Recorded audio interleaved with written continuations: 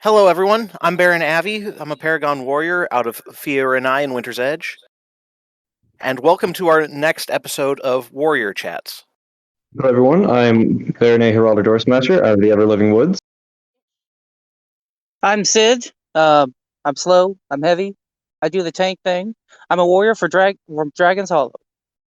I'm Ren Kenobi, a up-and-coming warrior from Fiorenai. And this month, we are doing something special. We have a guest star rather than doing another warrior ability. We have Edler von Rom, a Paragon warrior from the Kingdom of the Wetlands. Sunfall Abbey, represent. Second best kingdom to have a water droplet on its heraldry.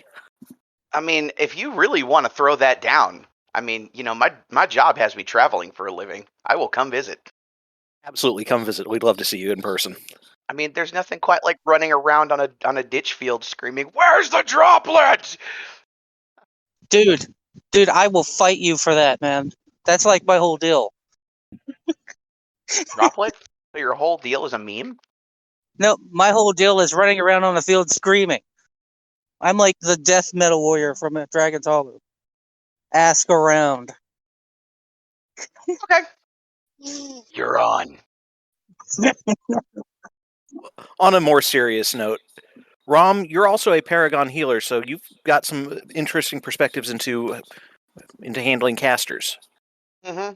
You could say that. I mean, you say interesting perspectives, but I think that's like a really good way of saying I absolutely abhor them.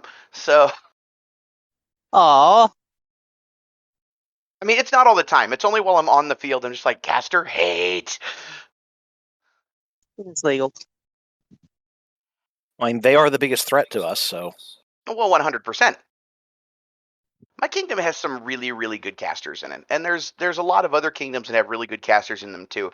But being a warrior is not a class that's actually played very much in my particular kingdom for a couple of specific reasons. First off, it's always hot and humid there, so we don't have a whole lot of people who want to dress up in heavy armor. So that kind of artificially lowers the number of people who actually play warrior. Well, it's not really artificially. It just kind of lowers the number because a lot of people down in the wetlands don't really see a reason to playing warrior if you're not wearing armor. There's a couple of exceptions. We have a guy named Mick Yope. He's an excellent fighter. Member of Rogue Company. He's a very athletic man, and he tends to go out wearing a lot of magic armor because he uses the he'll go out. He'll wear his bracers of bark skin. He'll go out there with 1 point of armor, and he'll just still go murder people because he just goes out there with his 1 point of armor and he just scavenges it back as he hits people, right? Right. But there's not really a ton of people who play warrior, so it kind of marks those of us who do as a much larger target. We have a lot of people who play caster, and so I've had to develop a number of strategies to actually get better at killing casters. There are certain things you can't deal with. If a wizard has decided he's going to kill you and is going to finger of death you from across the field, then there's not a whole lot you're going to do about that. Okay, I mean you could true grit, you could shake it off, but then basically every single wizard in my kingdom runs shatter, so it's like, well, I guess they're just going to extension shatter me now. That's cool. So the whole point is just not die in the first place. Well, yeah. I can't believe I never thought of that. Actually, my strategy is like the exact opposite. But I guess, is there questions later? This is going to be a very informal interview, so. Oh, okay. If they're like doing the point and wiggle at you and then you die, I mean, wouldn't like be your God sent mission to burn every one of those off of them? I mean, if you're the guy that they're targeting, I mean, doesn't that like use up their attention? I mean, are you essentially blocking them? Not really. So it's like the meme goes, well, yes, but actually no. It's the problem with casters, and the big thing that kind of swings the balance in their favor most of the time, especially when it comes to warriors, is you are usually going to die to a spell that they can recharge or get back somehow. right? Because that's where the meta of the game is right now, is rechargeable kill spells. Most often it's Icy Blast and Shatter, because no one's immune to Icy Blast, and Shatter is a quick enough cast that even if you use Shake It Off, you're not going to be getting out of it before they can shatter you, right? So that's where the big thing lies with that. Is like, yeah, you are technically burning their spells, but most of the time they're just going to get it back anyway, unless you've got an entire team who's really, really good at pressuring that caster to where he never has enough time to sit there and recharge.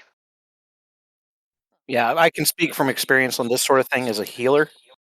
My primary list that I love to run, almost nothing on it isn't rechargeable. I think I've got one spell on there that isn't either unlimited use or rechargeable. Exactly. That's where the meta is. That's what the most efficient spells are. Is being able to constantly recharge what you have is a huge, huge boon to casters. That's where the big that's where the big dichotomy between casters and non-casters is you've got a large group of classes that basically have a bunch of stuff that's either limited use or that's either fairly low use and then you have to recharge it, or doesn't have more than a certain number of uses per game. Like, we've got 2 True Grits we can use in a single refresh, right? We've got 3 Ancestral Armors we can use in a single refresh as warriors. We've got Shake It Off, which is rechargeable, but I think that's the only rechargeable ability we have, unless I'm wrong. That's the only thing we've got naturally. Yeah, that's the only naturally rechargeable ability we have. I was trying to remember. I was like, trying to make certain I'm not speaking out here. And there are a couple of things you can pick up from enchantments, but that's it that warrior has on its own. Yeah, innately, a warrior only has 1 rechargeable ability. So, like, we have a very specific, very small, very focused group of abilities we have. Casters don't have to play that game, right? You have to remember, and this is part of how you get real good at killing casters, real good. Like, you get good at making casters more deader. You have to remember that the casters basically aren't playing the same game you are. They're in the same rule set. They have the same basic mechanics, but they're playing a completely different game from you. Whereas you have got a very narrow set of abilities and a large amount of equipment. They generally don't have a lot of equipment, but they have a lot of abilities, and they have the ability to customize that based on the situation they have. They can look at a team composition and slap together a spell list real quick, designed specifically to counter that. You don't have that option as a warrior. It's just like, scouts don't have that option. Assassins don't have that option. All we have is what we're given at the start of the game, and we aren't allowed to alter that. So what you have to do is you have to look at your tools and see, what can you do with what you have, and then how can you adapt that to a given situation? Rather than, here's my gigantic spell list. I've got a million different options for, dealing with things. Which point and click do I want to use today, or which spell ball do I want to throw? Right, as warriors, our choice is in what weapons we're carrying, how much armor we're wearing, not in whether or not we've got 17 spell balls to chuck at somebody. Exactly. In my experience, I've found that probably the best way to handle casters is either to make them move or to have picked up a couple of enchants to buff you. That little bit of extra defense, just enough to throw them off a few seconds. You're hitting the start of how you murder casters. Okay, it is. I was trying to think if maybe there was like a less straightforward word I could use, but no, straight up caster murdering. It's what I like to do. It's what gives me life. You murder casters immediately and fast as much as you can. It is what gives me life. When I get out on the field, what gives me life is, oh, look at that caster. Oh, look at that caster. You're my special friend now. Come here. And they always give that look of, oh, God. Yeah, nothing's better than getting extremely close to a caster class and watching them run from you yelling, help. I will neither confirm nor deny having been the healer in that story. Honestly, I think running up on a caster while the level of anxiety, panic in their voice increases as they keep trying to cast. That's also a very good feeling. Oh, yes, the panic pitch. I know what you're talking about. That's a glorious noise.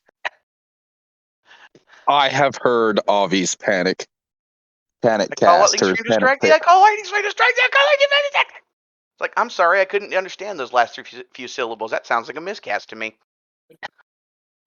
Got you. I also find that I haven't had a lot of chances to use it, but using a javelin to try and skirmish or just chuck it at a caster to try and get them off their kilter while they're casting when you approach can also help. That is actually one of my core pieces of advice I came in here expecting to give. Was use javelins. Use good javelins. You don't need to carry a whole bunch of them. I only carry one. Normally, I have it. I have a little thing that I wear on my shoulder that I actually hang it off of. It's literally just a little piece of metal on a magnet. It's a really strong neodymium magnet because I wear steel armor. So it's a really strong neodymium magnet that sticks to it, and my javelin doesn't weigh very much. So I can usually just hook one of my javelin fins on it. I wish I had a picture for you guys, but I don't. But I usually just hook a javelin fin on it, and I can usually just pull it off and just chuck it. And that's what I use to lead off whenever I see a caster who has decided that they need to, oh, look, it's a warrior. I need to kill that warrior. And then I say, not today, bitch. I'm coming after you. Usually what you can do with casters, if you have a javelin, is you lead up and you throw it from, I usually throw it at about 30 feet out because mine are really accurate out to about 40 because I've got those real big fins on them.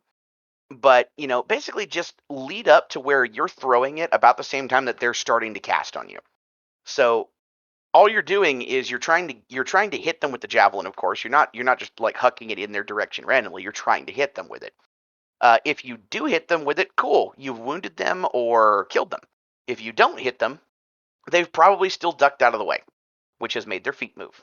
And this is where, in the time that you've thrown it, because you're running towards them while you throw it, in the time that you've thrown it and they've moved their feet, now they have to continue to move away from you because you started to engage. You started to get that distance on them. They've got to go. They don't have armor on, so they're going to be faster to get up to speed, but you've already got your momentum built up. So usually if you can get that extra 3 or 4 steps in the time you've thrown that javelin and they've moved to avoid it, well, guess what? Now you've closed the distance, right? That is caster killing 101. Get them to move their feet, preferably to one side or the other, and already have your own momentum built up. Because then, generally speaking, you can catch them. Well, real quick then, I've been actually wondering about that myself on what's the best base material to use for a javelin. I use driveway markers. I use single driveway markers from Home Depot. I pick them up. I think they're like $4 a piece. I actually have one in my garage right now. There are cheaper ones, but you want to chop the pointy end off it. And then I have a bunch of old Duratube foam that I got from back when Warlord Sports was still a thing. I ordered a big old 20-pack of it, and I've just got a bunch of it sitting in my garage. And what I'll do is I'll chop off like a 7 or 8 inch piece. I'll just run it through the bandsaw, and then I will build up the end of the driveway marker with duct tape. I'll put a little bit of DAP on it, slide the piece of Duratube on it. I'll pad the rest of it with a piece of just 1/2-inch pipe insulation, just the cheap stuff. Once more, you get it from a hardware store. Then I glue some fins to it that I cut out on my bandsaw. Put a fabric cover over the tip, tape up the rest of it, and it's good to go. It doesn't really require anything more than that. That's a good basic javelin. It'll get you 20 or 30 feet of extremely accurate range if you use larger fins. Well, of course, I put a stabbing tip on it. I don't just leave a bare core. I guess maybe I should add that. Because somebody will listen to do it the wrong way. the ultimate anti-caster javelin. It's just a bare core on the stabbing tip. This is how much I hate you. I don't advocate using illegal weapons on casters. Hit them a lot, yes, but don't use illegal weapons. We're playing a game. We're ultimately out here to have fun, not injure each other. Yeah, I've got a really good javelin that a friend of mine made me. The only issue I have is that it's super light, so it's floaty, so it's not accurate outside of 10 feet. Throw it from the back. I've always done my javelins from the center balance because I felt like that in my head it's if you throw it from the center, from the balance point, that makes it fly better, right? Because you're not pushing the center of balance one way or the other, or the center of balance. Try throwing it from the very back.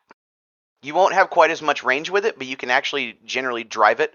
Whenever I've picked up a floaty javelin, I found that if I just throw it from the back and just keep it nice and straight when I let it go, it will actually fly relatively straight for 15 or 20 feet, which is really all you need it for.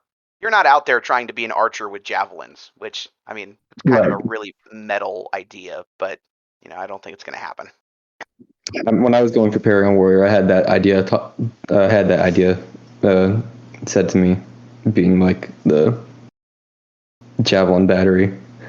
But yeah, I'll give that a try when I get I'm away from home right now, but when I get home, I'll try that out in my yard. Yeah, just try different hand positions, and it may be different depending on the javelin.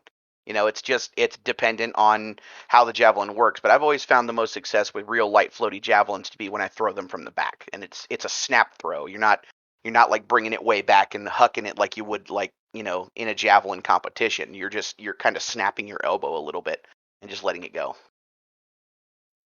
I mean, our typical engagement ranges are under 20 feet because casters still have that limitation. Unless they're going to burn an extension, or they're going to. Thank God wizards don't have an ability to get. They're going to use one of their rare per refreshes that's a 50-footer. Yeah, thank God. The unlimited ambulance are bad enough. There was one year at Gathering of the Crowns, I was rocking my full suit of plate. I'm a big guy. My armor comes in at about 87 pounds when I've got my helmet on.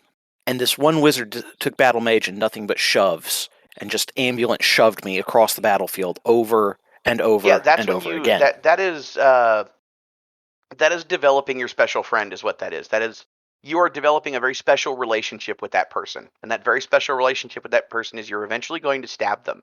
And they're going to remember it. They're going to remember the day that they did not pay attention to you.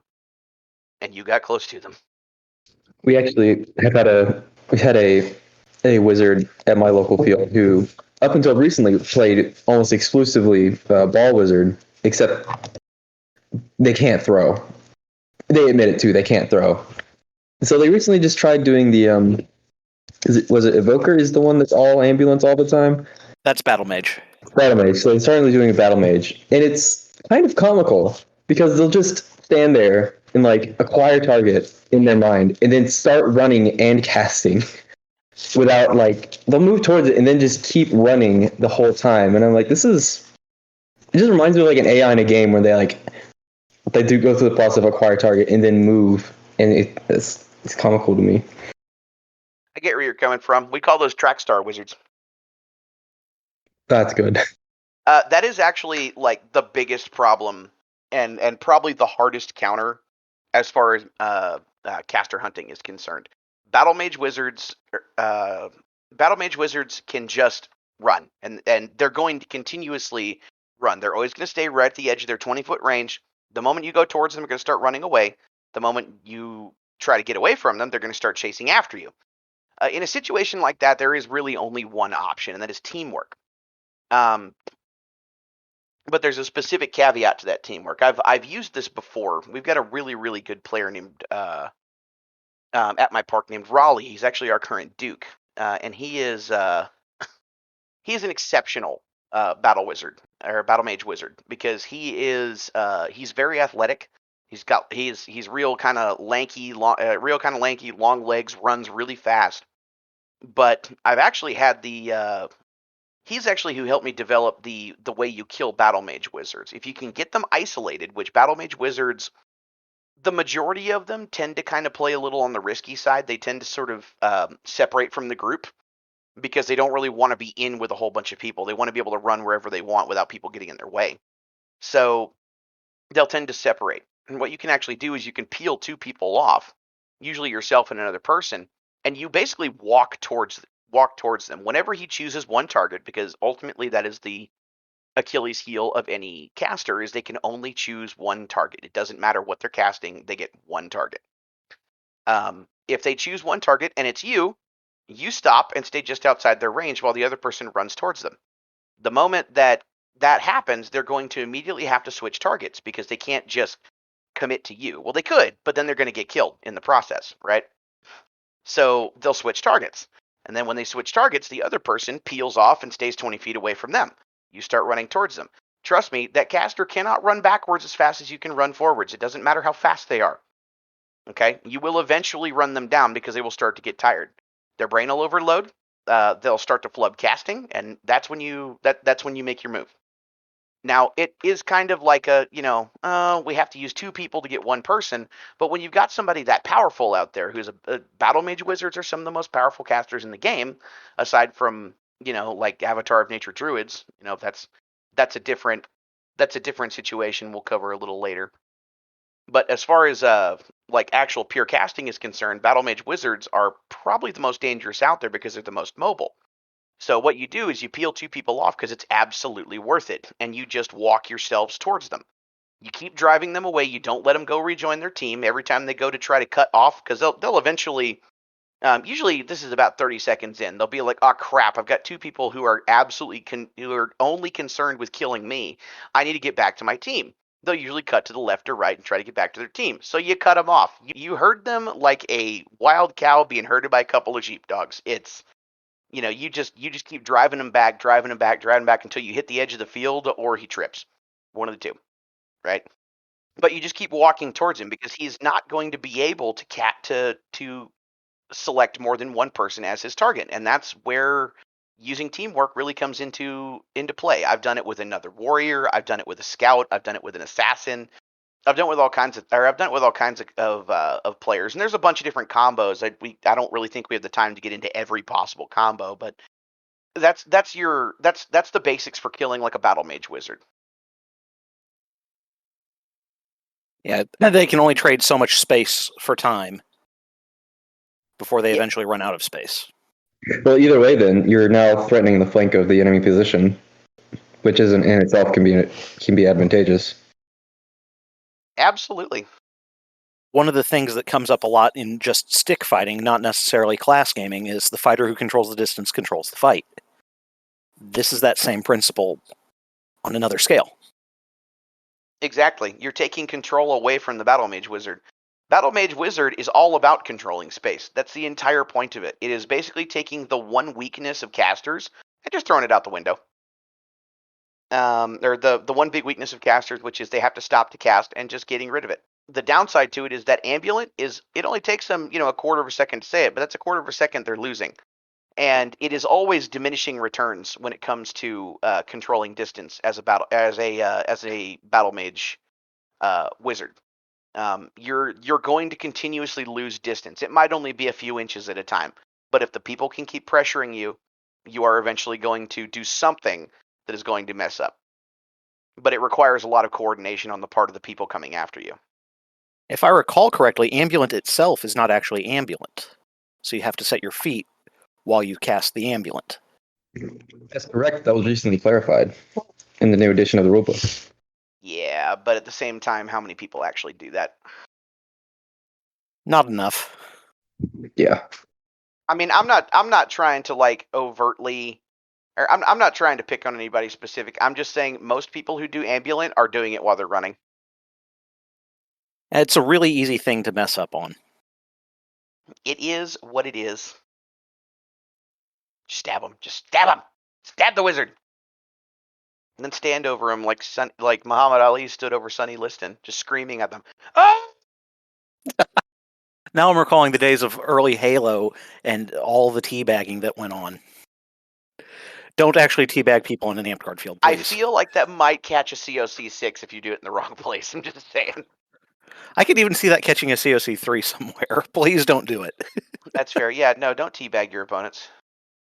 As hilarious as that would be. Yeah, real pro tip, guys. So, what type of when you're running your warrior build, what type of kit do you usually run? I run exclusively Florentine short swords. That's good. I usually only switch that when I'm like, all right, I just gotta go in and I gotta start blasting.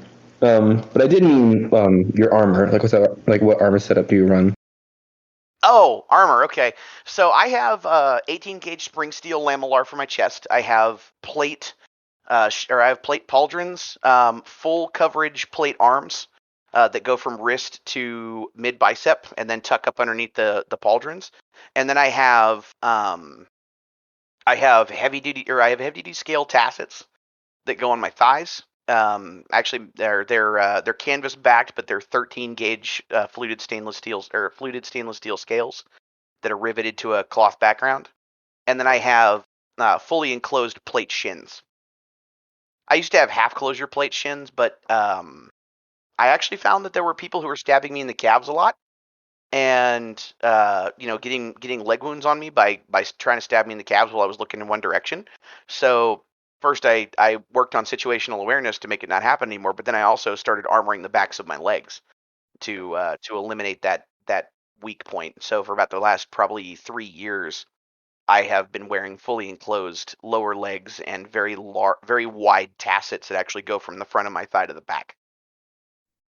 Yeah, I always see like those half greaves or like just the front of the thighs. I'm like, they're just kind of wrap around. Like I wore a gambeson for a while that had long coattails, and it just had a 6-inch gap in the back from where I closed it on the front. People are always trying to dig for the slot shot, and I'm like, you're gonna tell me you hit that angle perfectly from the front? They'd be like, yeah, man, I got it. I'm like, sure, whatever, man. Yeah, no, it sounds really good. How much do you think that, or do you know how much it weighs? My whole kit, Yeah, 42 pounds. that's really good. It's well, for all steel, it's fantastic. If I made it out of all aluminum, I could probably have something closer to like an 18 to 20 pound kit. But it's really hard to find enclosed aluminum legs.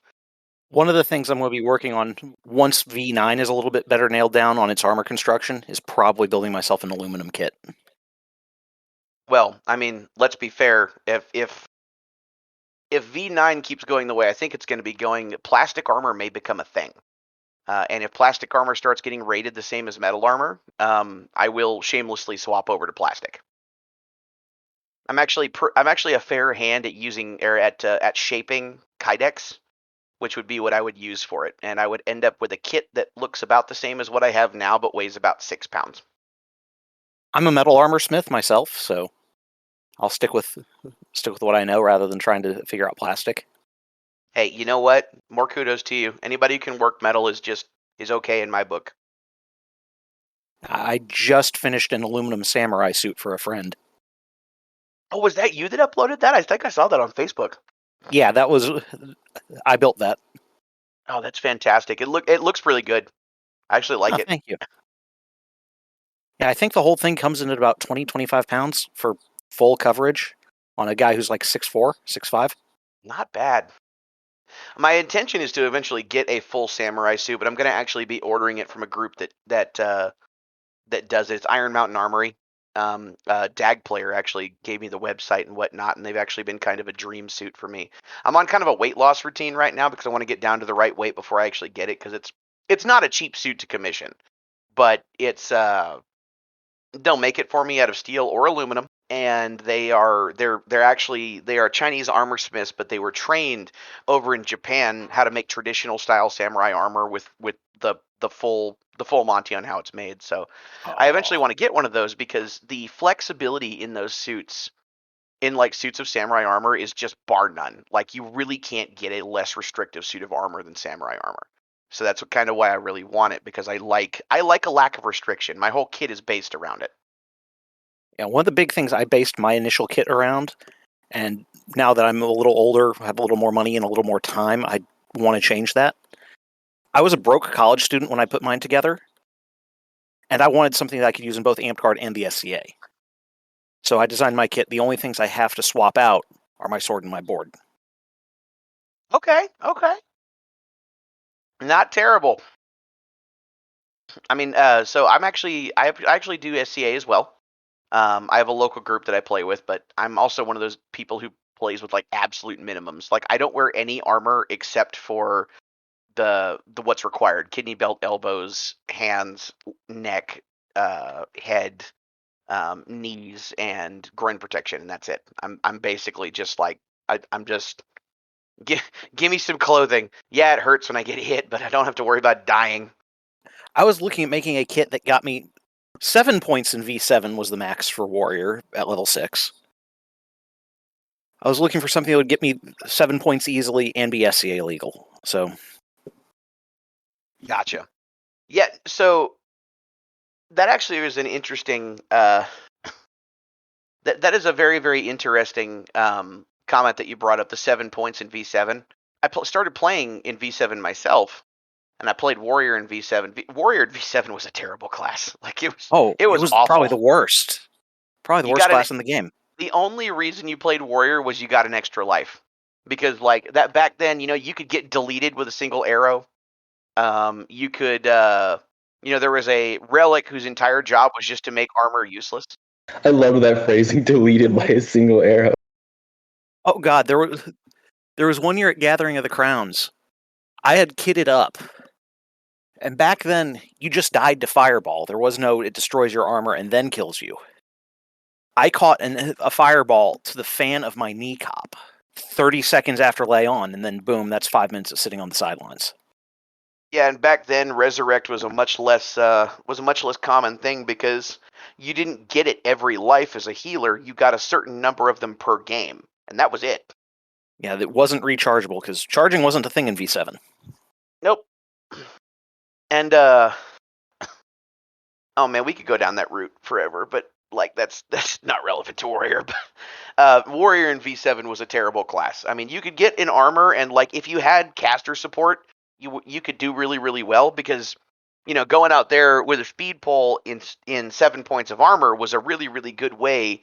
Or with another wizard who was just like constantly shoving other wizards trying to cast on you. Having that backup, made it really, really good. But you were completely reliant on other classes for everything. All you had was some armor, and you could use whatever weapons you wanted. That was pretty much it. Yeah, I think the only spell we got was a 1 per life mend that could be used on our own stuff. Yes, and it was 1 mend. You got 1 point back, or you could fix 1 weapon. That was it. It was bad. It was a trash can, is what it was. You were a trash can. It was probably the worst class in the game at that point in time, and now it's one of the best. It was probably the best non-caster, in my opinion. I would actually disagree with that. I think there is actually a better class in Warrior as far as non-caster classes is concerned. That would actually be Assassin. I can see that in a field with very little armor. Yeah. With the armor, it definitely comes up to it. The big thing about Assassin is the closest thing to a caster that a non-caster can be, namely in the fact that they get so many get-out-of-jail-free cards. As a class, they have the ability to control the engagement in a way that no other caster or that no other non-caster class can. And that's where their big flexibility comes from. They've also got a lot of equipment. They've got their rechargeable poison weapon. They've got, like I said, they've got I think 6 abilities to go in substantial and hide in a situation. 4 of them they can come back out wherever they want. 6 per life, and since they're per life, if you've got a bard buddy, you can bring them all back. Exactly. That's why I think Assassin is arguably the better class. Now, there might be some warriors out there who will listen to this and just start incomprehensibly screeching into their monitors or whatever about that. But the truth of the matter is, I feel like Assassin may be the better overall class. They're not as good in a niche role, but because that squarely belongs to Warrior. Warrior is really good at doing one specific job, but Assassin can do a whole bunch of them. Assassin can put on several different hats where Warrior really only has one. We just wear that hat very, very well. Exactly. First of all, now that I finished my incomprehensible screeching at my phone, second of all, it's not a hat, it's a helmet. And third, you are right. And it also in the current armor rule set, the way armor is right now, most people don't have armor. So yeah, Assassin does succeed in what Assassin do be better. A lot of very careful thought went into that particular statement. My original statement is also intended with the caveat that Archer is actually just a caster on a stick. Oh my god, I can hear the keys being pounded now. I can just hear the rage typing. Caps lock was just put on. Cruise control for cool engaged. Oh, Archer is just a spellball wizard on a stick. I hate archers so much. They may be the only thing that I hate more than casters. but they're easier to deal with because of a combination of just ancestral armor and just being able to get to them before they can get off more than 2 or 3 shots. You have the capacity to be able to engage an archer better than you can engage a caster. Now back to the original point of caster hunting. We covered Battle Mage Wizard, which is probably the biggest hill to climb. As far as bards are concerned, you're kind of... With bards, you've got to be sneaky, because ultimately bards are an all-verbal class, and they're really, really good at just keeping warriors away from them. They can't really kill you, but they can do a really good job of keeping you away from them. Now be aware that your Shake It Off does work on all of their control spells. So if they throw like an awe or something at you, you can shake it off and reduce it to 10 seconds, right? If they do an agoraphobia, you can shake it off and do it for 10 seconds. The only thing you can't do is you can't... actually, no, never mind. You can do that too. With bards, basically you've got to be sneaky. You've got to make certain to get to them whenever they aren't paying attention to you, and that can be one of the biggest problems as a warrior, because a lot of people who play warrior go out there with the mentality of a tank, right? They go out there with this idea of, I'm going to be the front line, I'm going to engage in melee, I'm going to go and do all of this this tanky stuff. I don't play that way. I'm actually basically the opposite of that. I am a heavily armored assassin, is essentially what I do. That's why I very rarely go out with a shield. I'll go out with a shield sometimes, like I keep it on the field just in case I need it. But most of the time I go out either Florentine or with a single great weapon. Or like a two-handed smashy bat to go and break shields. Because I prefer... I don't have the frontline tank mentality. I'm a flanker. I go out there. I will find the hole in the line. I will go and I will push from the side or even from the back. I will engage casters, archers, backline support people. I tend to basically play a little bit less like a frontline tank and more like, like a light tank in World War II. My goal is to get around and shoot people from the side, or in this case, stab people from the side.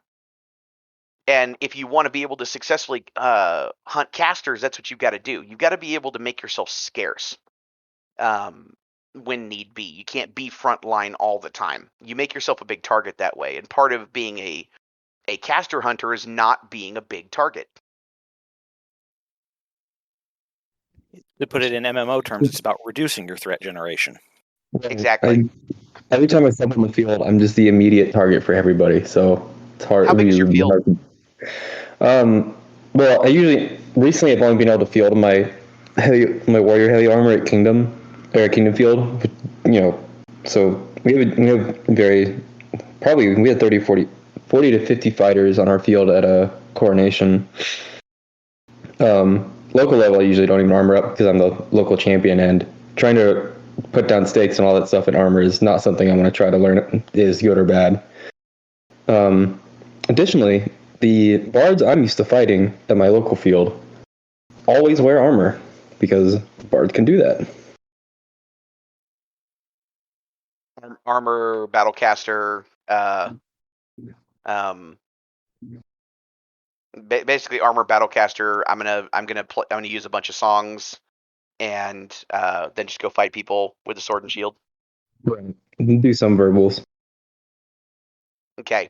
Those are the kinds of ones that you really like, because those are the ones where you're going to be able to outtrade them. The other fun thing about it is that those are the kinds of ones where that's where you go out with your big two-handed smashy bat and you go break their shield and take all their equipment away from them.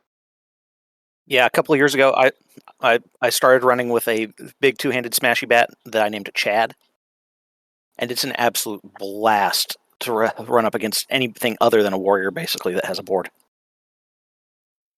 So my main smashy bat is actually it's relatively short. I think it might be 5 feet long ish. It is literally a half handle. Half of it is handle, half of it is a blade that is made entirely out of like neoprene foam.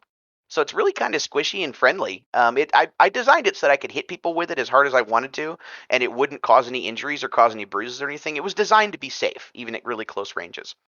But it was also designed because I hit shields really hard with it, right? There's a lot of people who play that I've seen who play caster who will go out with a shield, and one of the best ways you can possibly interrupt a caster who's trying to like be defensive behind their shield while they're casting at you is to hit their shield really hard. I'm not saying you're taking them off their feet, but if you hit the outside edge of their shield, for example, and knock it forward in front of their face and then step around, well, they've just lost sight of you. So for a split second, they might flub a cast, or they might misspeak or something like that. You're basically trying to force them to make a mistake as you're doing this. And of course, you're hitting the shield as fast as you can. But basically what you're doing is you're manipulating their equipment to constantly be in their own way. If you can break their line of sight, if you can break their line of sight while they're casting, if you can get them to not say something quite the right way, if you can pressure them to the point where they take a step back, congratulations, you have won that engagement. And that's where this short, long-handled great weapon is. You hit the shield over and over again until it's gone. And then of course, there's a possibility where you might just rapid fire smash it 5 times and kill them. Because remember, if you hit a shield 3 times and it's not hardened, it's destroyed. If it's still on their arm when you hit it a 4th time, they've lost that arm. If it's still on their arm, when you hit it a 5th time, they're dead. Yeah, I was gonna say my scab steel crushing armor breaking pole. It's like 10 foot long. I affectionately refer to it as the pile driver because it's really good at stabbing. And unless they run it, people generally just kind of stand there and let me, stab their board and break it and then kill them. My two-hander is only about 6.5 feet. It's just a hair longer than I am tall. Yeah, that circles back to the whole idea of having extra equipment. That's normally why I fight Florentine. If I'm going out with the explicit goal of killing casters, I tend to go out with 2 short swords. Because a lot of casters, especially wizards and druids, will rely on heat weapon to try and get you to not attack them. Well, if you've got 2 swords, it doesn't really work out so well for them, right? Like suddenly they're like, oh God, I've got heat weapon, but he's got 2 swords. What do I do? The other alternative is to go out with 2 swords in one hand and then have a javelin in your other hand, and then throw your javelin right as they're heating it. If they'll probably aim for one of your swords, and then as you do that, you run at them with your javelin. And then if they heat the one sword, but they're not moving, guess what? You can drop one sword. Now you're only wielding one sword, and you've still got a javelin in your other hand. And then if they heat your javelin, you can just throw the javelin, because then suddenly it becomes a projectile, and then heat weapon is no longer like relevant. Like, oh no, they heated it as it started flying. Yeah, one of the things we mentioned, I think, in our first episode was that a flying javelin is immune to heat weapon. So just yeet it before they actually have an opportunity to get it to finish heat it. Yeet it before they heat it. I think that's going to be the motto of this episode. Yeet it before they heat it. I like it. Yeah, so that is the we covered it earlier, but the core way to kill casters is you force them to make a mistake. It's less about just making them move their feet, and more about making it so that they can't perform the job that they're trying to do. They already have an easy time of it. They're out there just talking at you, and they can kill you, right? They can kill you by speaking, right? Whereas you actually have to get out there and you have to physically hit them. So the goal is to keep them from speaking well. You have to not be shy about calling people out if they screw up a spell. A lot of casters will start to feel the pressure as you close, and will often make mistakes. Okay, it's not the greatest thing in the world to do. It is definitely one of those kind of nitpicky type things. But if they very clearly screw up the incantation, that's on them. Okay, and that's what you're trying to do. You are trying to get them to mess up. You are trying to get them to flub an incantation. You are trying to get them to move a foot, even a fraction of an inch. Right? You are trying to get them to do something wrong. Because when they do something wrong, when they make a mistake, that is when you can actually engage. And that's when you close the distance, and that's when you get to stab the wizard.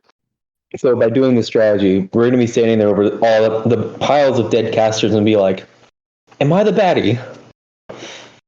Look, you're never the bad guy if you're killing casters. It doesn't matter what kind of caster it is. Bad is just a matter of perspective. The victors write the story. And as long as you are standing on a pile of dead casters, in my opinion, you've done nothing wrong. Don't literally stand on them. Might complain about that. I was going to say, if they're cool, you might be able to pull a Captain Jack pose on them. I can dig that. I was going to say if you mutilate the bodies, you go up a level. Level 7 warrior. Ancestral armor becomes a trait. Here we go, boys. Oh, that would be so nice.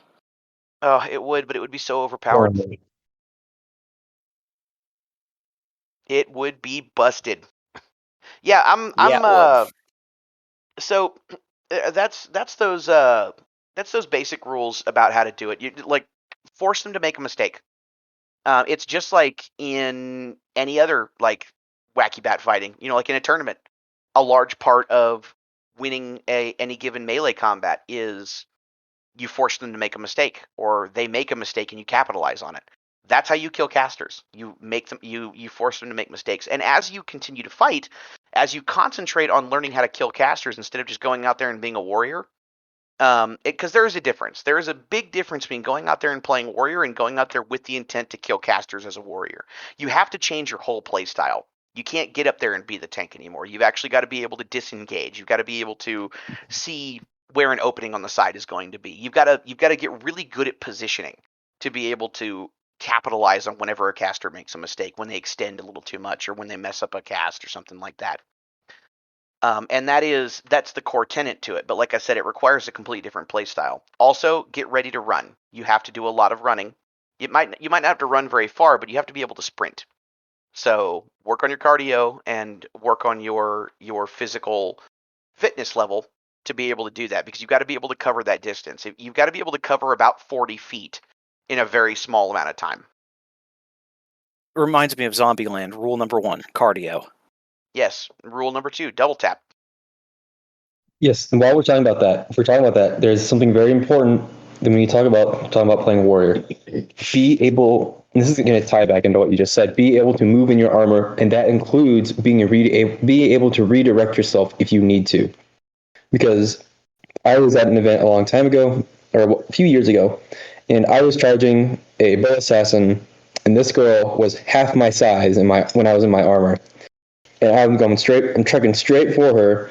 She steps into the shadows, and I had to spin around her to avoid trucking her.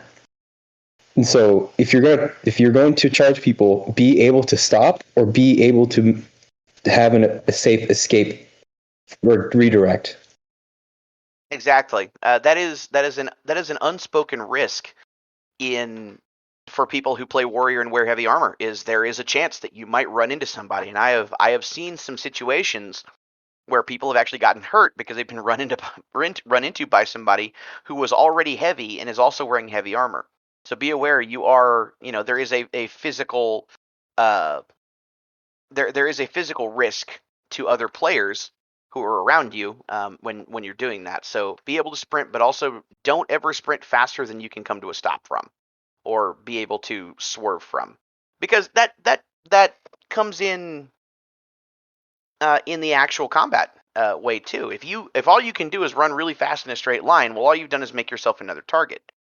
If you can actively sidestep, or like do like a taekwondo step where you're running, where you can take that really large step to the side and then go in the other direction, or something like that. Or if you can do a spin and start running in another direction, that also allows you to engage from weird angles. It lets you change the angle of attack, which in turn will make it harder for people with spell balls or arrows to hit you. Something that I was told at my first event a long time ago was the easiest way not to get hit is to not be where they're aiming. That would be a Mr. Miyagi reference. Mr. Miyagi, best block, not be there. Yeah, I think I was 7 years old the last time I watched Karate Kid. That's all right. I was probably 10 or 11 the last time I watched it in its entirety. I've seen snippets of it because it's always on the movie channels. But yeah, the best block is to simply not be there. And even as a warrior, the best thing you can possibly do is to not get hit. I've seen it a lot at interkingdom level. A lot of warriors will look at their armor and try to rely on it to eat hits for them. Right? I don't think that's a great idea, because a lot of warriors don't look at it as a trading tool or as a last-ditch defense. They look at it as their primary method of engagement. They're like, oh yeah, I'm going to take 3 or 4 hits on the way in here, but then I'll finally get a hit off. Your armor should always be the very last thing to actually take damage, right? your first thing to take, or your first thing to intercept being hit should always be your weapon and or shield, right? Because we are also unique among classes in that we can fix our stuff. Spellball wizards are some of my favorite things to go after as a warrior, because I will actively bat spellballs aside. If it's not yellow, I'm not really worried about it. Well, if it's not yellow or white, I'm not really worried about it, because very few wizards carry entangle balls. At least in my own kingdom and the kingdoms nearby, most of them carry ice balls or fireballs or lightning bolts. If it is a lightning bolt or a ice ball, you take it 1 point on the armor as you bat it aside. If it is anything else, if it's a fireball or a sphere of annihilation or a force bolt, you hit it with your sword. If your swords are hardened, you can just bat aside force bolts, no problem. And if it's a No, you fireball, can't. Harden doesn't protect against magic. oh, that's right. I'm sorry. I'm having a moment there. That's my bad. I forgot about that clarification. Forever ago. I remember that was a long time ago. That's my bad. Sorry. Either way, you can still trade a sword for a spell ball, right? That is what I'm trying to say here. Is you can trade a sword for a spell ball. So even if you lose a sword to a force bolt or a fireball or a sphere of annihilation, well, you've still got another sword if you're fighting Florentine. Alternatively, if you're carrying a shield, carry a sword in your shield hand. Bat the spell ball aside, because as soon as it hits that sword, it's dead. The spell ball, it affects the first thing it hits. So that spell ball is dead and you don't have to worry about it anymore. So then you swap off to your other sword and you stab them. Then you grab your first sword and, scavenge, and then you stab, you get your sword back.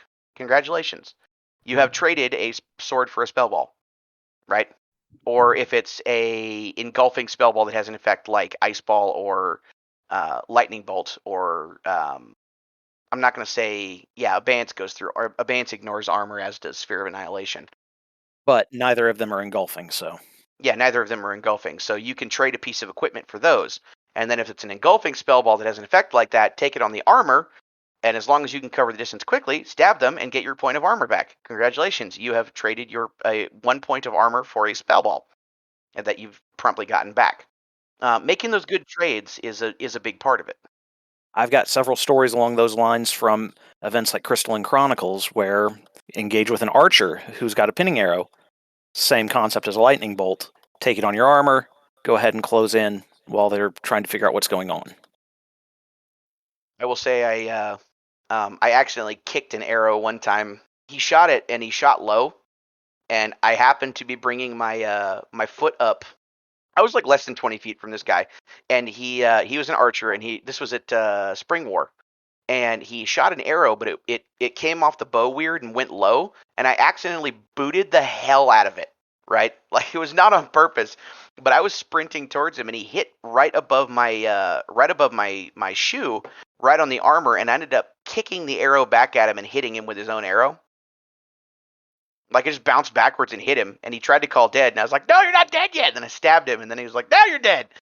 That was probably my funniest story about something, about taking like a pinning arrow on the armor, was just accidentally kicking it back at him. I don't know if would that count? As long as it strikes with the head and it's still in motion. Yeah, it was still in motion. So like, I think that may have been before they made the clarification that the specialty arrows affect everything that they hit. Yeah, physical projectiles remain active until they stop moving. You're talking about making trades, and your example was person taking 3 or 4 hits and then killing someone. Even if they're like just going straight in, like, I'm gonna make trades instead of protecting my armor, that's a terrible trade. Exactly. You're only getting 1 back. The point is you and this is where the split from regular warrior tanking to killing casters is concerned, is you want to minimize the amount of trading that you do with them, because your spell list, when casters are going after one another, they're trading points on their spell list, right? When you're going after a caster, your spell list is your armor you're wearing. Your spell list is your weapons. Your spell list is the equipment you've brought to the field. That is what you've got to trade with. So you've got to try to make that as flexible as possible, right? With verbals, there's not a lot you can do, but you've got some ways to get out of verbals. If you got somebody, if you know you've got a caster on the field who's super verbal heavy, don't try to commit too often, and only go after him when you know for a fact you can get to him in time. If he's in the middle of recharging or something like that and he's not paying attention to you, that's when you make your move. But if you've got a real verbal heavy caster on the field, then sweet. Wait for him to recharge. If you don't have a verbal heavy caster in the field, if you've got like Avatar of Nature druids, straight up go after him. Block as many of their shots as you can, because if they're Avatar of Nature druid, they're probably out there either with a tiny shield and a short sword, or they're out there with a crushing breaking pole. I feel like it's just a meme at this point with Avatar of Nature druids going out there with crushing breaking poles. Like, it's like, okay, cool, it's like that Squidward meme. It's like, oh, what are we having today? I'll take Avatar of Nature. Oh, that's original. I'll have to use a crushing breaking pole. How clever. And with them, just run them down. Just cover the distance and get into a slug match with them. The biggest thing is, don't let them hit you more than you hit them. They'll run out of armor a lot faster than you will. Your whole goal at that point is to conserve your armor as much as possible. You're trying to block as many of their shots as you can in exchange for hitting them. Now, if you have to take a shot or two, that's cool. But the whole point is, and Geralder, you asked us earlier about trading and making comments that that's not a good trade. The whole point is to avoid bad trades. Do not trade 4 or 5 points of armor to get 1 kill, barring fighting another warrior. And frankly, if you're fighting another warrior as a warrior, you're smashing rocks with bigger rocks at that point. And once more, what are you doing? But most of the time, you don't really want to trade more than 1 or 2 points of armor for a kill. So you have to think about it that way. We had a little mini dungeon event called, what was the name of it? I think it was Book of Heroes. Yes, that was Book of Heroes, I think. You guys have got such cool event names. Yeah, that's one thing I think Winter's Edge does really well. But Book of Heroes, there was this one dungeon that like nobody was able to get through. I start on my way in on my own. I realize it's nothing but a whole bunch of really fast spawning, fragile skeletons. Watch that dungeon. So I just go in, Florentine Warrior, which is rare for me, snipe a leg, trade a point of armor, snipe a leg, trade a point of armor, and just over and over and over again. End up getting about 90% of the way through before a couple of folks come up behind me to help. People were like, wait a minute, this guy's soloing this dungeon. We should get in on this. And oddly enough, because of the help, I ended up losing. One of them came in and pinged an ice ball at one of the skeletons, only it hit my sword before it hit the skeleton. Remember, friendly fire isn't. And because of the downtime, the skeletons were able to regroup, and things just went south from there for us. That feeling when the good-natured... It's like Goblin Slayer with the newbie group right at the beginning. This is why we kill casters, right? This is why we kill casters. It's where you get iceballed, you come out of iceball, you turn around, you stab the caster. Get out! You're not helping! Stay in the corner and don't die!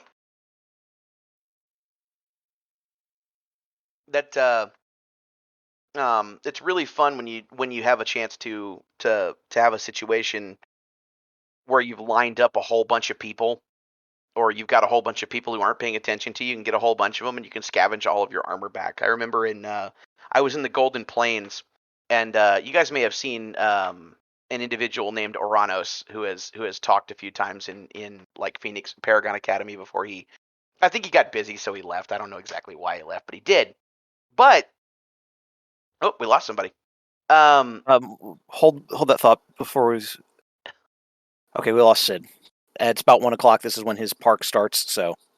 Okay. Yeah, this has gone on a little bit longer than I originally anticipated, but I hope that I've been able to give you guys good information so far. Oh yeah, I'm enjoying this.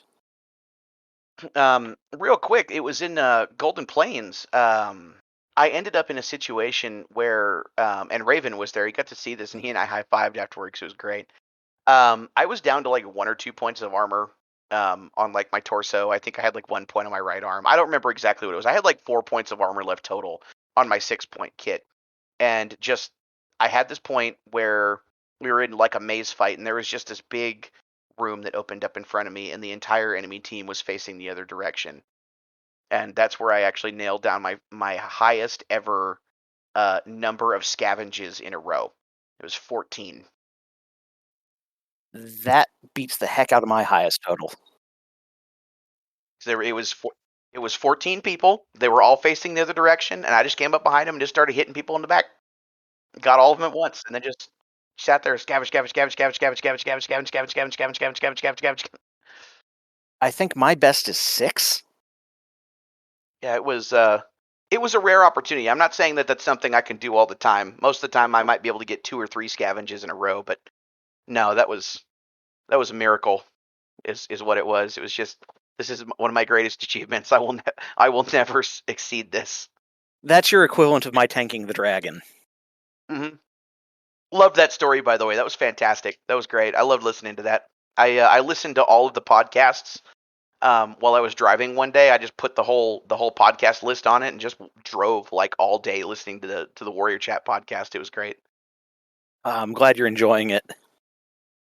It's an interesting thing to listen to because it gives me a lot of other perspectives, including a couple of things that I've heard that I never really thought of before myself. I've been doing this for 14 years now, and there are still people who have said things where I'm like, I never thought of it that way, huh? Yeah, that's actually why I was really excited to have you on here. Well, I'm glad. I hope I've been able to provide some of that alternative viewpoint. A lot of people. I make the joke every time somebody asks me, like what style of warrior do you play? I always just put up a picture of a T-90 Russian main battle tank, and that's like all the explanation I give. The one that has like the reflectors in the front that look like evil red eyes. Right. Yeah, and that's pretty much all the explanation I give because that's basically what I do. I'm real run and gun. I really rarely carry a shield because I find it to be more of a target because I'm used to being targeted by casters. But the difference is rather than just be like, okay, well, this is my life now, I chose to do something about it, and that is just I want to go murder casters. I think my record for a single caster is 17 times in one battle game. They at first they decided they wanted to. It was a wizard. They wanted to cast a bunch on me. And so they started targeting me actively because I was on the front line. I was like, okay, you're my friend now. We're gonna go play. And then I made myself real scarce, so they stopped paying attention to me because they were just playing the game. And I kept going around the sides, and I started running them over every single time. Not literally, but you know what I mean. Running up to them and stabbing them until they died. And then I did it again, and again, and again.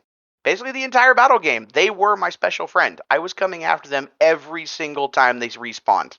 There were times they'd be out of spawn for 30 seconds, and I would be on them already. And it was because it was a relatively tight field, and it was kind of forcing everybody into like battle lines, right? And it was very fast respawns. So I was staying on the edge on one flank and just kind of waiting for people to stop paying attention to me because it was our battle games are pretty big. We've got like 80 or 90 people on the field at a time at KLE events sometimes. And so I would kind of just get lost in the crowd. And every single time I would see this wizard respawn, and I'd be like, "Oh, I'm coming after you."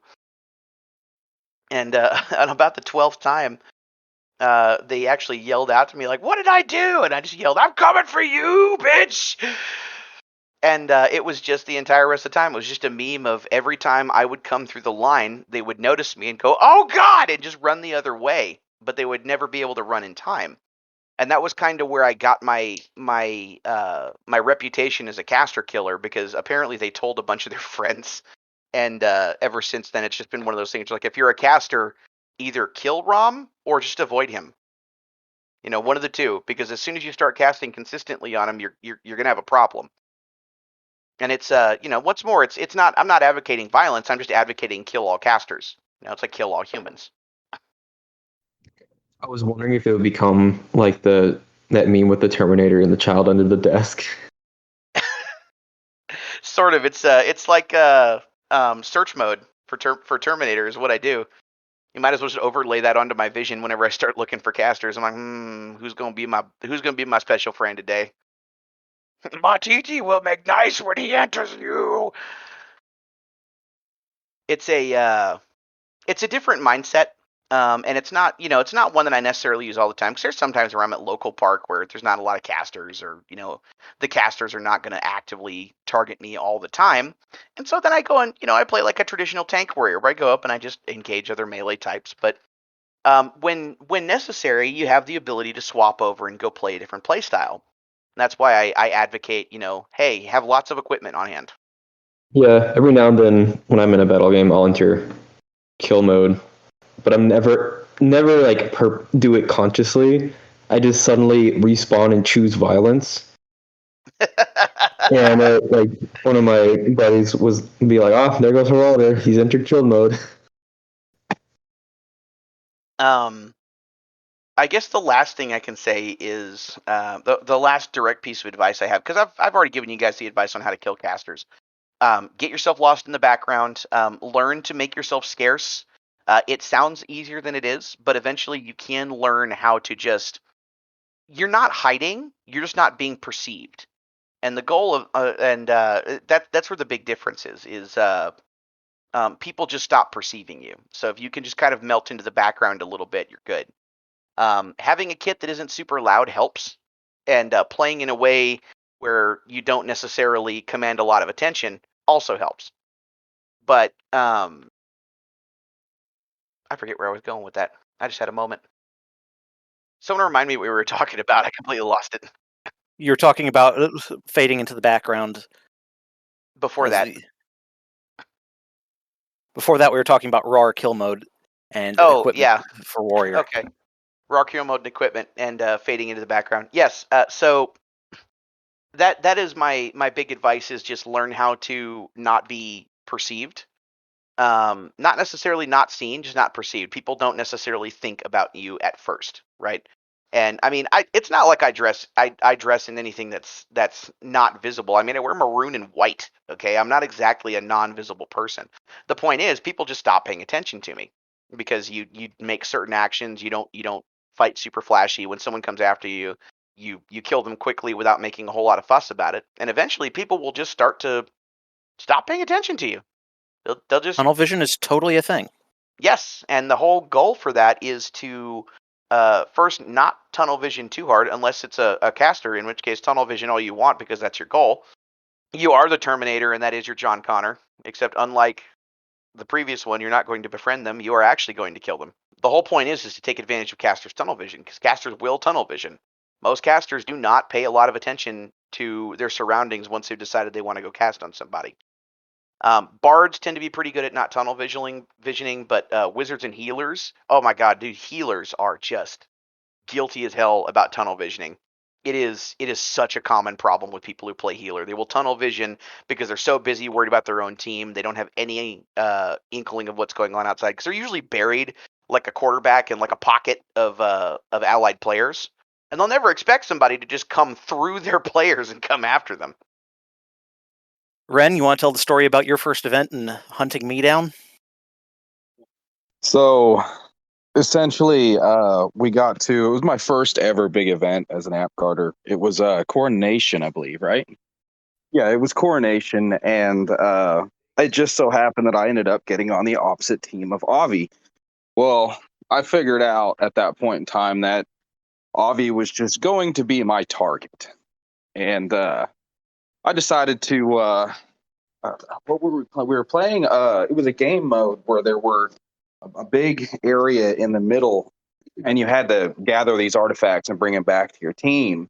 Well, you could still play on the outside, and Avi was guarded by, I think, 3 archers and a couple other fighters, and I managed to run straight through all 3 archers, breach the corner in a full sprint, and out of nowhere, Avi sees me coming, and I'm in my chainmail. I think I had his spear and his shield because I was borrowing them. And as soon as Avi caught a glimpse of me, it was just all I saw from him was a turn, a run, and he started screaming, "Help." I missed killing Avi by about an inch before the rest of his team spawned back and killed me. But he couldn't. He had to stop resurrecting and healing because as soon as I got there, he was running. There was no more casting being done. He had a warrior on his tail. You see what I mean about tunnel visioning. Especially healers tend to tunnel vision really badly because they're trying to fix all of the mistakes their own team made. Now, one of the big things I preach to everybody on my field is battlefield awareness. And if I'd been just a little bit less aware, a little bit more tunnel visioned, Ren would have had me. There's nothing quite like that oh shit moment. It's really lovely when you're the cause of that oh shit moment. Yeah, those are the memorable moments that make it worthwhile, especially when you're caster hunting. Even if you don't actually kill the caster, just putting the fear of God into them is more than enough satisfaction, in my opinion. Oh, I was at Gathering of the Crowns one year, one of the early years of V8, and there's this big inflatable castle in the middle of the field, and like 95% of the people are on the right side of the castle fighting around. I've just respawned, and I come around the left side just to see what's going on. And I realize there is nothing in terms of melee line in front of me. There's a pack of... Your eyes go all big, like wide as saucers. There's a pack of 6 enemy archers sitting across the way. God, you're making me drool right now. One of them catches a glimpse of me, sends the arrow that's on his string at me. And it's just a regular old arrow, so I bounce it off of my board. And I have sprinted the probably 50 feet before any of them notice. And just ping, ping, ping, ping, ping, ping, ping. Kill them all, and I realize, wait a minute, I'm behind the enemy team. So of course I do the only thing I can and dive into the enemy's line. Yeah, I died, but I created a huge disruption. So worth it, wasn't it? Oh yeah. Absolutely. That's where you retell that story, and at the end of every time you retell it, you go. My favorite part about that story is the next night I bumped into one of those. That evening, one of those archers, like I'd been fighting in armor in New Mexico for like 8 or 9 hours that day. I was just too tired to go through the line in the feast hall.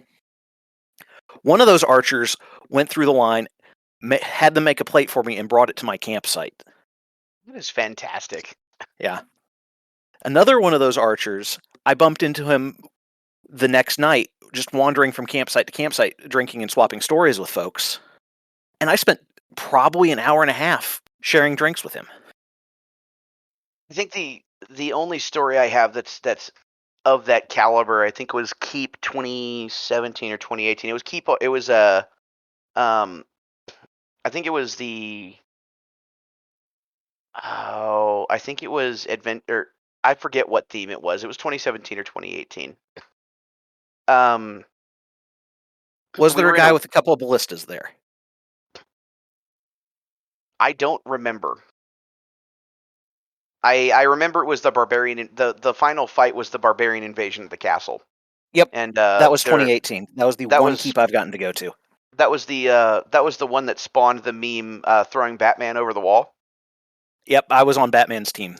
I was the one who threw Batman over the wall.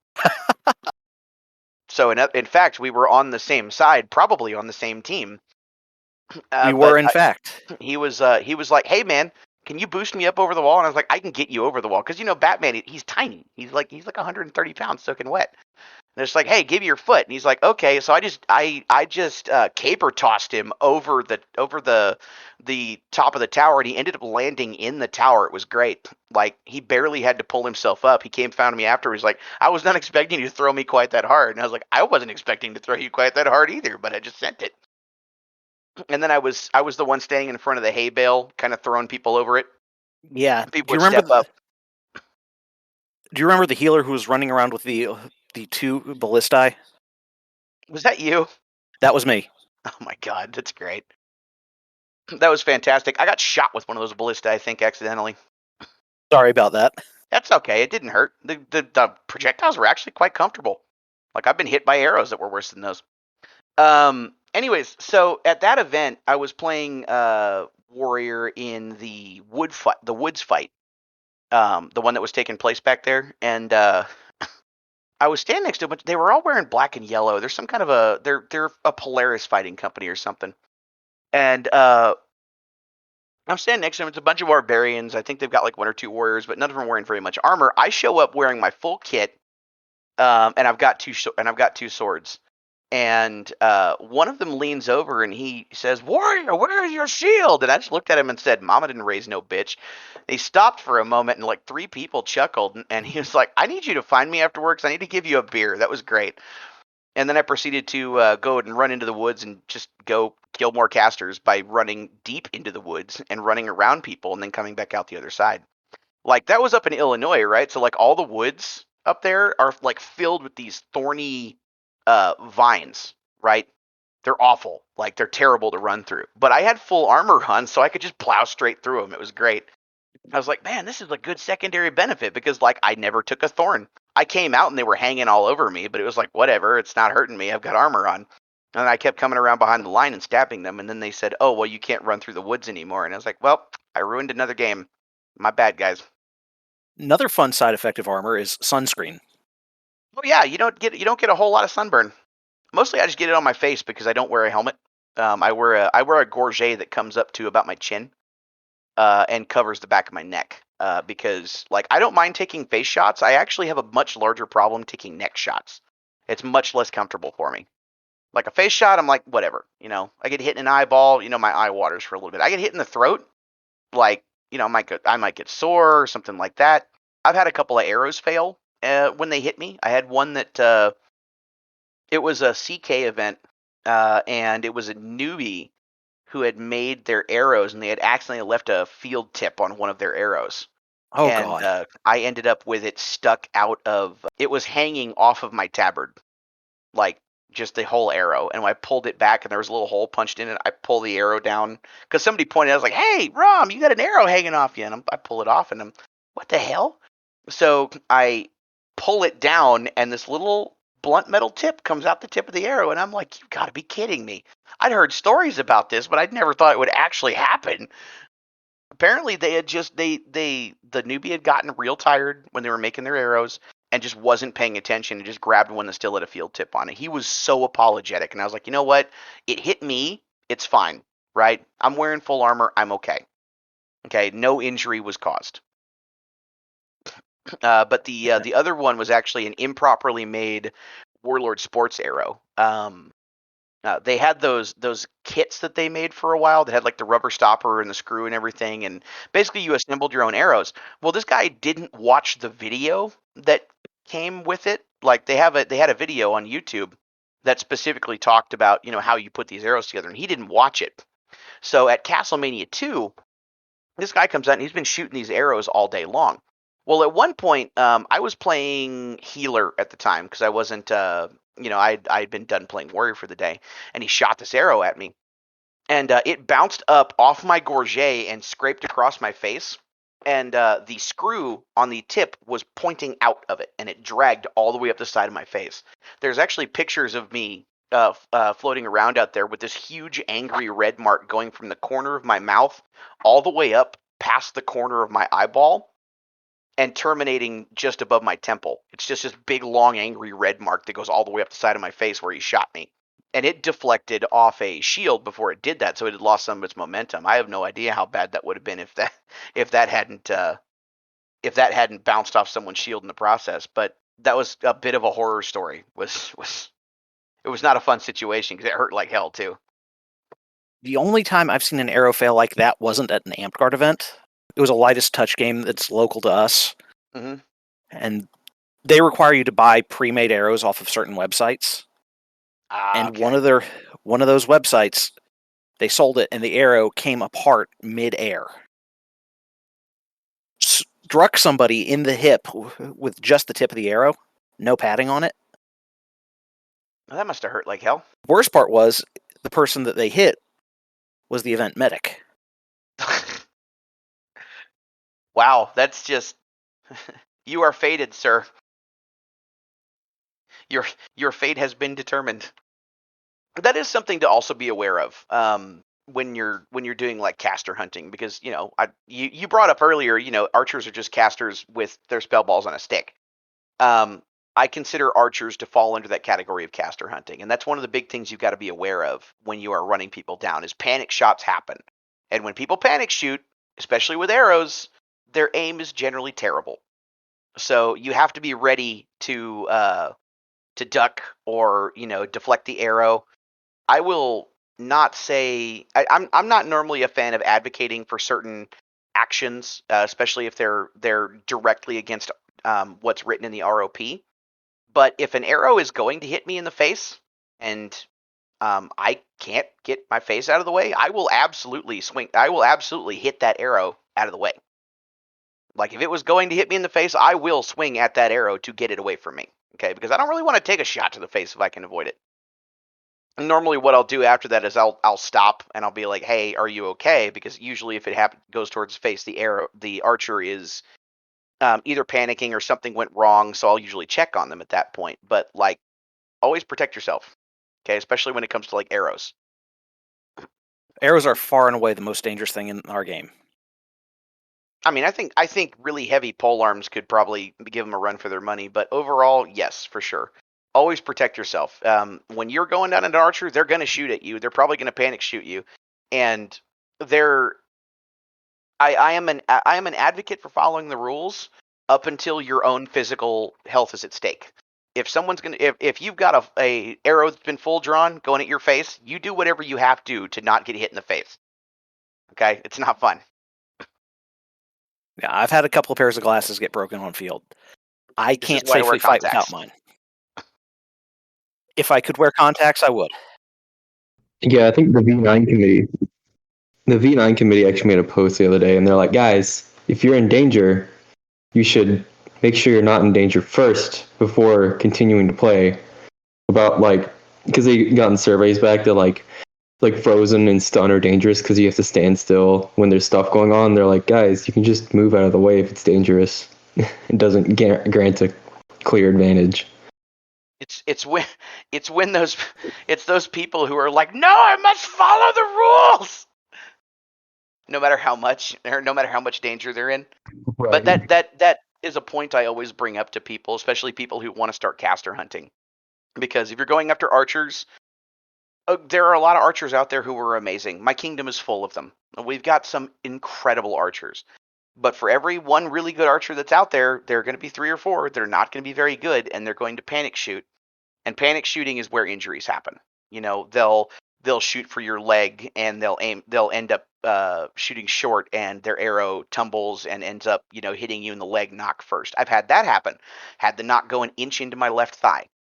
It punched. The guy was trying to do one of those trick shots. Some archers do, where they'll try to bounce it up underneath a shield or something like that. Didn't work out nearly at all. The arrow just hit point first and ended up going knock first into my leg. Was not a pleasant experience. Or they'll panic shoot and then it'll aim high, or they'll panic shoot and it'll come off the string wrong and it'll end up flying sideways at you. It's like you're gonna get slapped in the face with a shaft. That's not fun. Always protect yourself. Always protect yourself and protect those around you. Right? Someone brought up earlier, changing direction. Don't run into people. You're heavy. You're covered in very, very hard and a very, very hard shell that is not nearly as kind to others as it is to you. So, protect others, but at the same time, protect yourself, because people are going to do stuff that might be risky. Somebody might be trying to run from you and trip and fall, so don't step on them. Somebody might panic shoot an arrow. Don't get hit with it, right? Because at the end of the day, we all want to be able to play next week. Exactly. But yeah, that's pretty much all I've got as far as like caster hunting is concerned. Aside from the little melancholy, protect yourself because I've got some horror stories for you, type thing, and that everything else is just change the way you play. Warrior is not stuck in one particular playstyle. It's more flexible than I think a lot of people give it credit for. And if you alter your playstyle to be something more mobile and less, if you alter your playstyle to be something more mobile and less look at me, I'm the tank, and more don't look at me, I'm the stealth tank, you can really get that way. Force your casters to make mistakes. Call them on those mistakes. Do not be shy about pointing out if they messed up. Okay, because I mean, we played this game. There is a rule set for a reason. Okay, I'm not saying you need to rules lawyer every minor thing, but if there's a very clear screw up on their part as far as like a casting is concerned, you know, if they mess up an entire syllable on it and you just it's just a mumble or no, don't do that. They've already got every advantage when they engage you. Do not give them more. You know, you go after them. You make certain that they do everything right, and keep them honest. Go out there, have fun, murder some casters, and start stacking the bodies. Okay? Put the fear of God into those casters. Become the caster terminator that I know all of you were born to be. It also makes them better at the game. Exactly. It makes the game clearer for everybody. And then that's where the great challenge is. I like a challenge. I enjoy losing when it's done legitimately, right? Because it helps me get better and it's a challenge. I love the challenge. Okay? I'm all about good fights. Those are the ones that produce the best stories, and I'm of the opinion that the way to win Amtgard is to come away with really good stories. You know, I've never actually heard anybody say that directly, but that is such a true statement. Like that is ultimately what it's for, is having the good stories to come back to it. And especially with the way the game is developing now, away from what it used to be into what it is now, we're no longer talking about, you know, oh, such and such got drunk and did this. Now we're getting into the, you know, I was on the battlefield and this was happening and this was happening and this happened. It was amazing, right? That's fantastic. I think that that's probably the best thing I've ever seen. The game has really grown up in the time I've been involved. I've been in it for 16 and a half years at this point. Less than half of Amtgard's total life. You're right. The game has grown up quite a bit, especially in the last decade. In the last decade, it has radically shifted. And now we're getting into this point where we have that whole, you know, it's like the lightest touch LARP. You play, yeah, I'm assuming you play in yours. I have one that I play in down here. That's also a sword and sorcery lightest touch. And the whole point there is you have those stories to tell, right? And that's what it's ultimately all about. Caster hunting for me is just telling more stories, right? Like such and such. Yeah, I'll be sitting down around the campfire and we'll be talking. I'll be talking to the caster that I murdered 11 times in one game, and they'll be like, "Why did you do that?" And I was like, "Because you had a yellow sash on." And then of course we all laugh because it's all in good fun.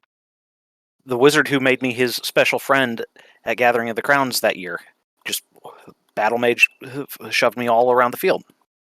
Great guy. I've had so much fun hanging out with him outside of that. I mean, if I was in your position, I would have, every time I'd be like, "You're an asshole," and then he would laugh, and you would laugh, and then that would be that way. But that's what I would do. Yeah, pretty much. That's pretty much the way it goes. 29 with the shows two on of your us. spell list again, you prick. Sadly, he's not from my kingdom, so I only see him at the occasional interkingdom event. But Either way, one of those things. but yeah, those are the good stories. When you can playfully insult somebody because they just made your life a living hell, that's still great, you know?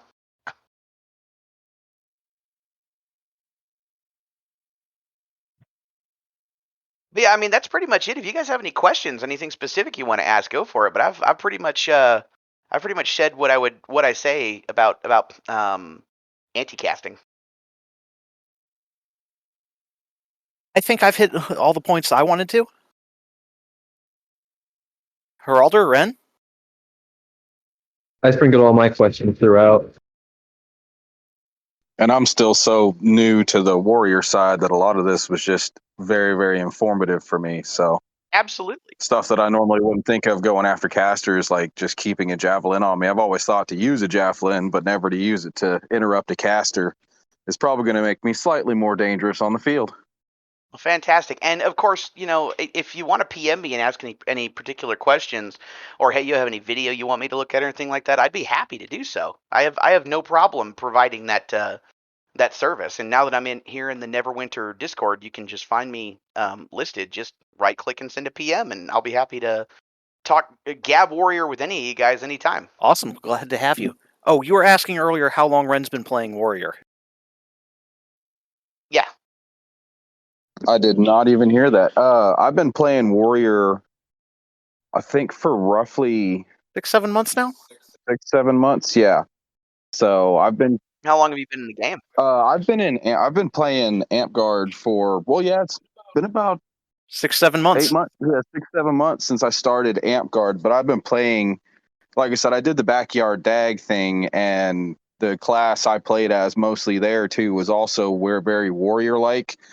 We didn't have a lot of magic or anything like that in ours, but I did like a lot of my fighting playstyle was sword and shield, or my favorite is actually single sword or a single shield and spear. I'm trying to kind of bring back the spear and make it viable, because a lot of the stuff that we did was Spartan shield walls and spears and things of that nature. So I have a lot of experience in the LARP field itself, but Amtgard is something I am learning as I go. And I enjoy Amtgard. I think quite a fair bit more than my original game style that I played in Oklahoma. There's a lot more people, a lot more instructive people in this game that just kind of helps me, keep a pretty good mindset of fighting and helping to improve me. I mean, I've got Avi who's taught me armor, building armor. Like, he's helping me with learning how to play warrior and be a better warrior and a fighter. Like, I get to watch Heralder all the time. Like, I literally have 2 paragons just to assist me in getting better as a warrior, and it's a consistent thing. So, And you guys are all out in Birmingham? no, we are in Chattanooga. Me and Avi. I'm out of Birmingham. Is where we play. Yeah, and Heralder's in Birmingham, but I see him at a lot of events. He's usually at almost every big event. I get to see him, and then we're on the podcast together a lot. And then normally I'll do the crafting thing, which Heralder is usually part of. It's like a crafting chat on Discord we do. What is that? Is it Tuesday or Thursday, Heralder? Wednesdays. Yeah. So where you get to. Well, the next time I'm in the Chattanooga or Birmingham areas, I'll be sure to send you guys messages. Like I said, I go all over the U.S. because I'm a truck driver, and so like I go through those areas a lot. So Chattanooga is very, very is a place that I know very well. Not a whole lot of truck parking up there, but I'll be sure to send you guys messages, and even if it's not on a weekday, I can get some wax in, and we can go get food and go talk warrior stuff. Yeah, actually, at ELW, I'd mentioned that you were going to be on because we have 2 players from the Wetlands, and it was Buddy and Obscura Unloved. They started playing at my park. Yeah, they're out at ELW now. They're Javelin Woods. Mm-hmm. I was so glad to see that the 2 of them were playing out there. I love Buddy and Libby. They're fantastic people. Yeah, they're good people. Apparently, Libby is just killing it as Kingdom PM. I think she's KPM anyway. She's done a few terms as Regent. Buddy's actually our KPM at the moment. Oh, okay. Well, either way, they both seem to be killing it. Like, they're both doing a great job. I'm really, really glad that they've done that, and it seems like the Ever Living Woods. I mean, I have that on my feed now because I love reading what they do out there. It's great. ELW just got promoted to Dutchy, didn't they? Yes, we did just get elevated to Dutchy. We have my company has a terminal in Birmingham, so it's actually relatively close by. If I ever find myself there in a weekend, I will be sure to come out and come say hi. Yeah, we're out there 1st, 3rd, and 5th weekends of the month. Sweet. Us at Peter and our park in Chattanooga plays every Wednesday and Saturdays. We play Saturdays at Jack Benson Heritage Park, and then Wednesdays, I believe, we normally play at the university, but here recently where have we been, Avi? What's it called? We're going to be moving back to the university because school's open back up once. Okay. So when school is up or when school is open, we're at the university. when it's not. We have another park we go to, but Even more recruiting. Recruit all of the college students. yes.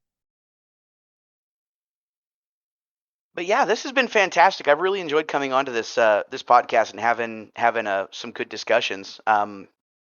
I'm more than happy to poke my head in anytime you guys want me to. You ever want me on here, just message me, let me know, and hopefully I'll be able to I'll make look forward to having you back. Thank you. I'm really, really glad I was able to provide some good information and some alternative perspectives on how to approach the situation of the finger wiggler. On that note, I think we're going to go ahead and wrap this episode up. Thank you very much, Edler von Rom, for joining us. Next month, You are very welcome, and thank you very much for having me. we're going to be returning to our standard schedule of class abilities, and we'll be hitting Shake It Off. An ability I need to learn and Shake it remember off, as shake much it as off. possible. There will be Taylor Swift references. Caster's gonna cast, and I'm gonna go and run real fast. This battle game's gonna last. Shake it off. In charge it. Remember, eat it before they heat Eat it before they heat it. Eat it before they heat it. Have a good day, On that guys. note, I'll catch you all in the next one. Thank you for listening. Yeah, see you around. See y'all later.